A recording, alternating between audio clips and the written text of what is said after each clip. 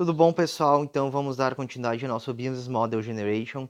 Lembrando, é nosso quadro de modelo de negócios, onde ele faz uso de uma linguagem comum para descrever, visualizar, avaliar e alterar modelos de negócio. No vídeo anterior, nós conversamos um pouco sobre os segmentos de clientes, sobre a proposta de valor e os canais. Lembrando, segmento do cliente é o bem da direita, né? Então, o primeiro ponto que nós definimos, o primeiro componente que nós definimos no nosso quadro, nosso canvas, é o segmento de clientes ou os segmentos de clientes, né? Porque nosso modelo de negócios pode ter mais de um segmento de cliente. Então nós definimos primeiramente nossos segmentos de clientes, depois a proposta de valor o qual nós iremos entregar para cada segmento de clientes. Após isso, na parte de baixo, nós temos como nós levamos a proposta de valor a cada um dos nossos segmentos. No vídeo de hoje nós vamos conversar sobre o relacionamento com clientes, as fontes de receita e os recursos principais. Primeiro ponto, relacionamento com clientes, né? O relacionamento com clientes é a nossa parte superior, ali está destacado como o nosso coraçãozinho, que é como nós fazemos o relacionamento da proposta de valor com cada segmento de cliente. Ele é estabelecido e mantido para cada segmento, como eu falei.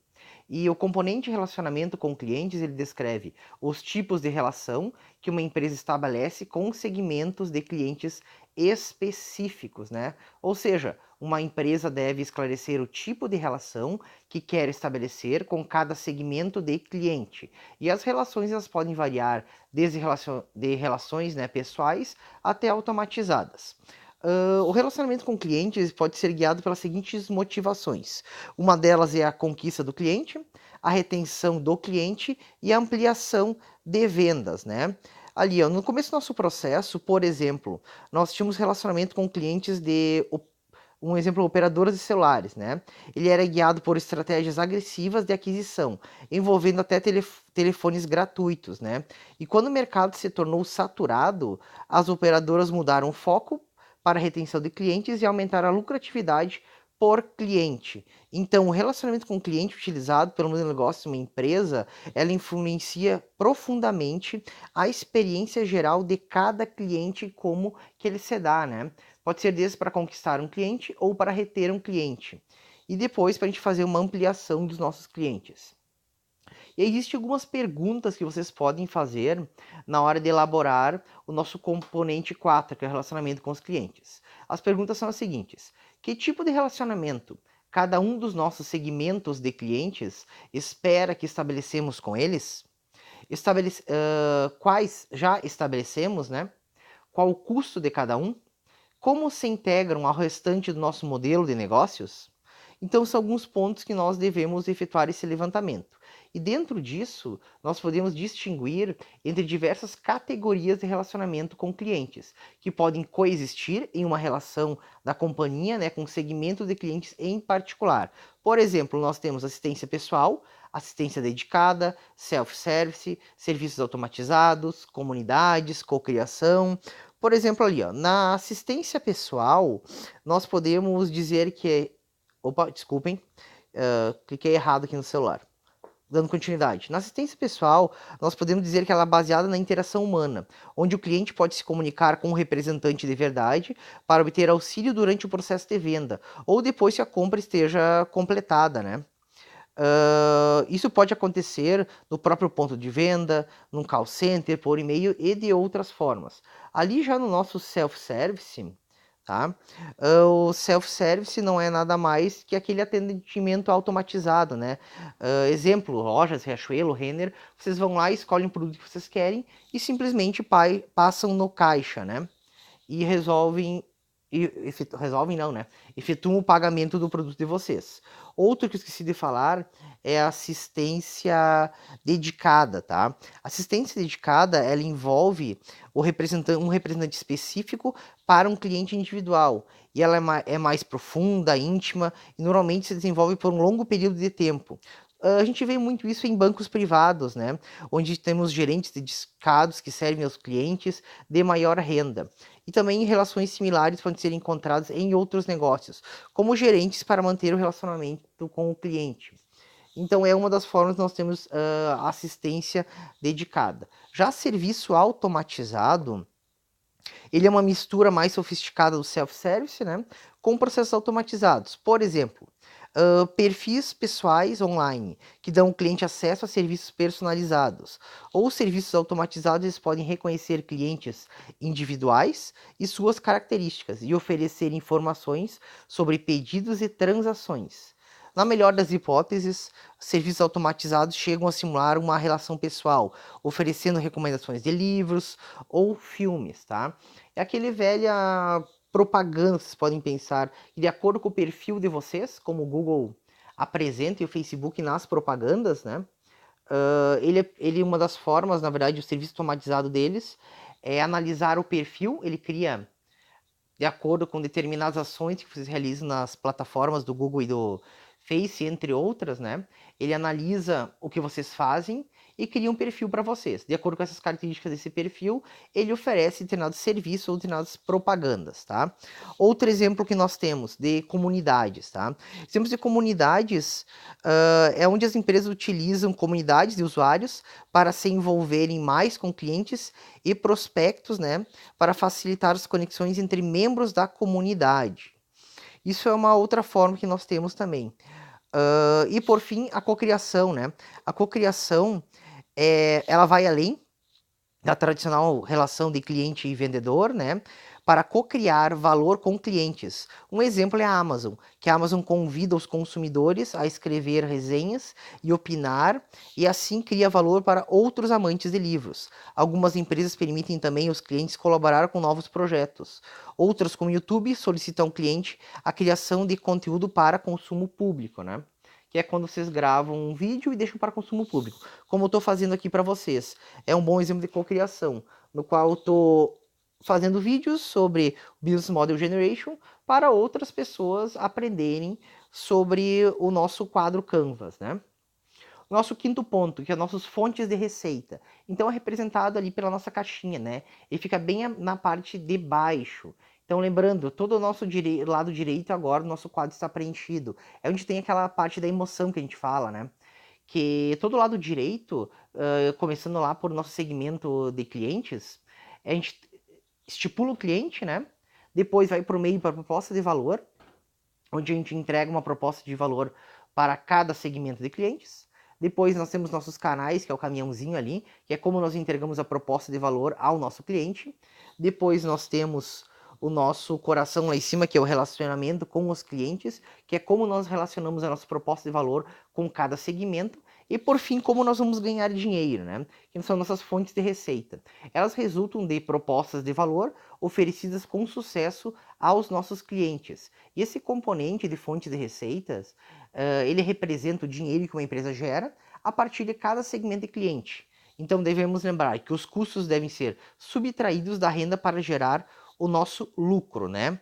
E com isso nós temos algumas perguntas para auxiliar vocês nas definições desse nosso quinto componente, que são, né? Quais os valores nossos clientes estão realmente dispostos a pagar, pelo que eles pagam atualmente, como prefeririam pagar, o quanto cada fonte de receita contribui para o total da nossa receita. Me desculpem. E dentro das fontes de receita, nós temos algumas maneiras de como gerar essas fontes. Entre elas, nós temos venda de recurso, taxa de uso, taxa de assinatura, empréstimos, aluguéis ou leasing, né? Licenciamentos e anúncios. Dentro de cada uma delas, vocês vão ter uma determinada parte. Por exemplo, venda de recursos. A fonte de receita, essa é uma das mais amplamente conhecida, ela é resultante da venda do produto físico. Tá? Por exemplo, a Amazon vende livros, discos, eletrônicos e muito mais. A Fiat, por outro lado, vende automóveis que os compradores, né, estão livres para dirigir, revender ou até mesmo destruir. Tá? Taxa de uso. É quando vocês, por exemplo, um bom exemplo de uma taxa de uso é um hotel. Um hotel ele cobra pela taxa de uso do quarto, né?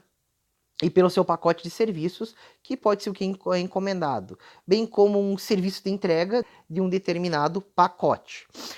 Taxa de assinaturas. A taxa de assinaturas, aí é uma assinatura que vocês fazem, pode ser de um jogo, pode ser de uma revista, pode ser, por exemplo, Netflix, né?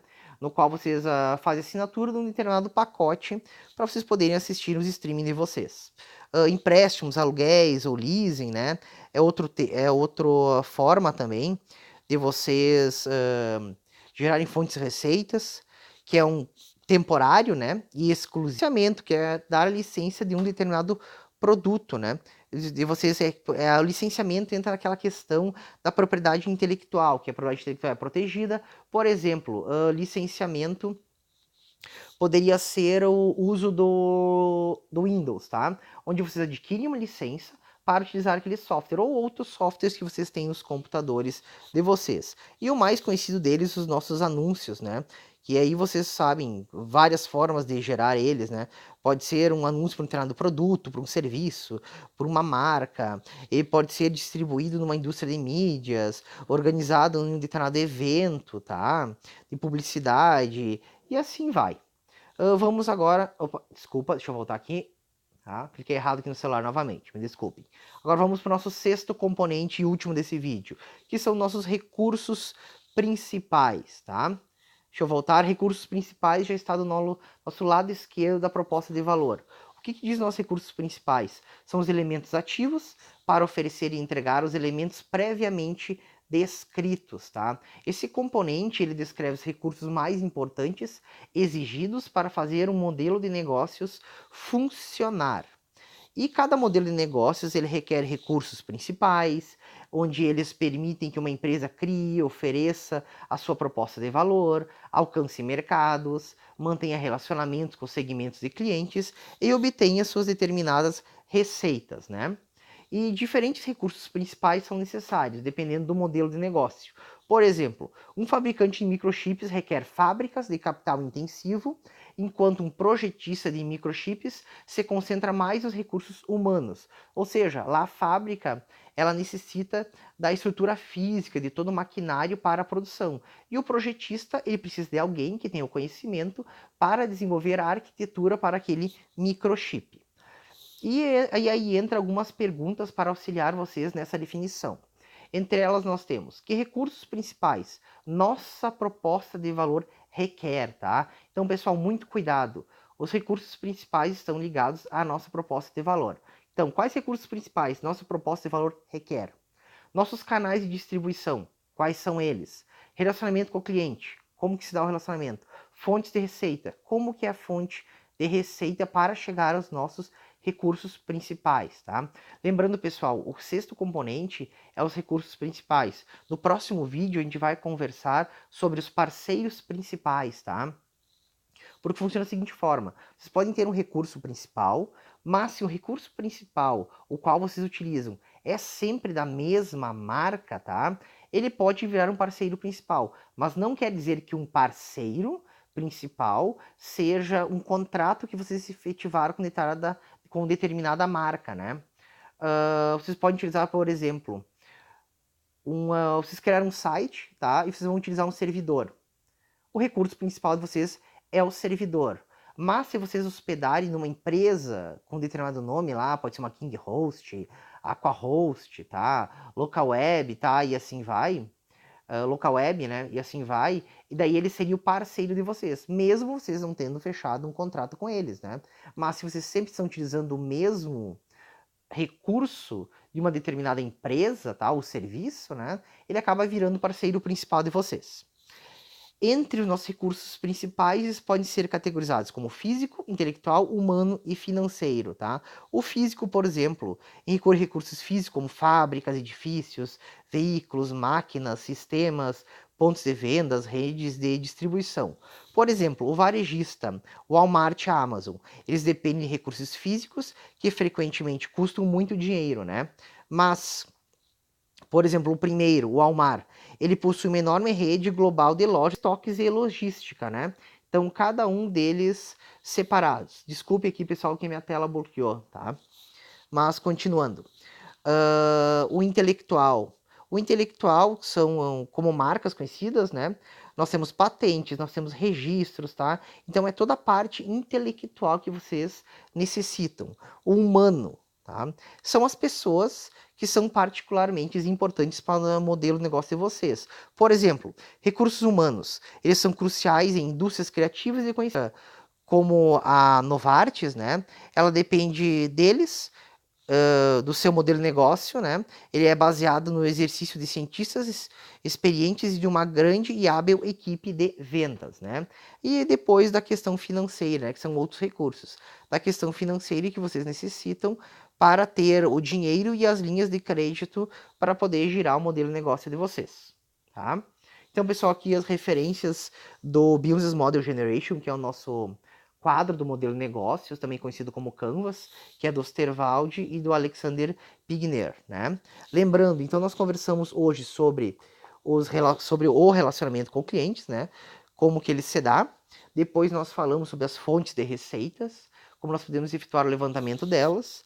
E por fim, dos nossos recursos principais. No próximo vídeo a gente vai fechar com nossos outros 3 componentes. Se gostaram desse vídeo, pessoal, aproveitem aí, deem um curtir, tá? Se inscrevam no canal. Caso tenha alguma dúvida, escrevam aí nos comentários abaixo, tá?